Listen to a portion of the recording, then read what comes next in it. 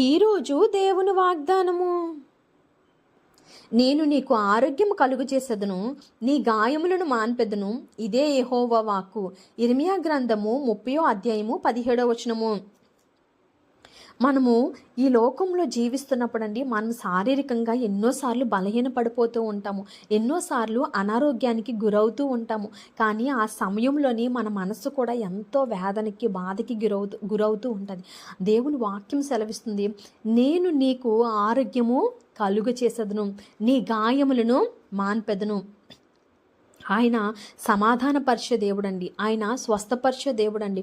ఆయన మనం ఏ విషయంలో అయితే బలహీన పడిపోతామో ఆ విషయంలోనే మనల్ని బలపరిచే దేవుడండి. కృంగిపోయినప్పుడు మనల్ని లేవనెత్తే దేవుడండి. ఈ లోకంలో నిజంగా ఆరోగ్యం అనేది చాలా ముఖ్యమైనది. మన ఆరోగ్యము బలహీన పడిపోయినప్పుడు, మన ఆరోగ్యము బాగులేనప్పుడు మనము శారీరకంగా మానసికంగా కూడా ఎంతో బలహీన పడిపోతూ ఉంటాము. కానీ దేవుని బిడ్డలుగా మన దేవుడు సర్వశక్తిగల దేవుడు, మన దేవుడు స్వస్థపరచగలిగిన దేవుడు, మన దేవుడు మనకి సంపూర్ణమైన ఆరోగ్యమును కలుగు చేయగలిగిన దేవుడు. మనం ఎటువంటి భయంకరమైన అనారోగ్య పరిస్థితిలో ఉన్నప్పటికీ కూడా ఆ పరిస్థితి నుండి మన దేవుడు మనల్ని లేవనెత్తగలడండి. మన దేవుడు అంత శక్తిగల దేవుడు.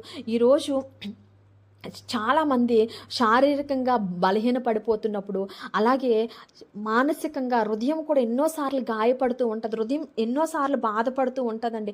మన హృదయమునికి ఆయన గాయాలు మానపడము చిన్న విషయం ఏమి కాదు.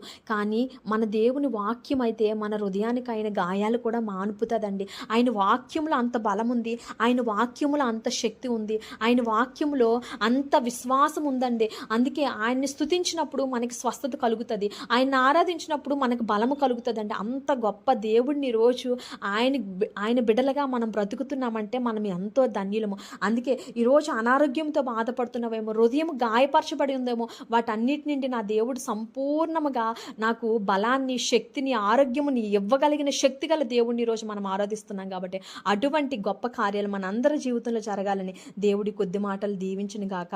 ఆమేన్.